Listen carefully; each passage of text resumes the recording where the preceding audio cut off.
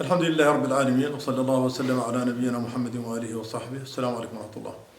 يكثر سؤال الناس عن إعطاء زكاة الفطر قيمة، أي إعطائها بالنقود، الفضة، العملة الموريتانية مثلا على سبيل المثال.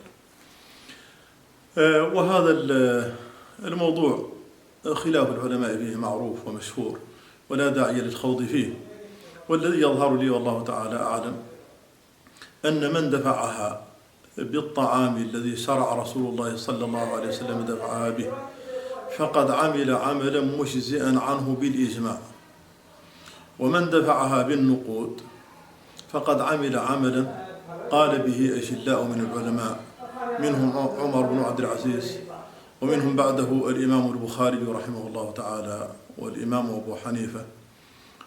هؤلاء أئمتهم أثبات. ومن المتأخرين كثر القائلون بجواز دفع القيمة باعتبار أنها أنفع للفقير.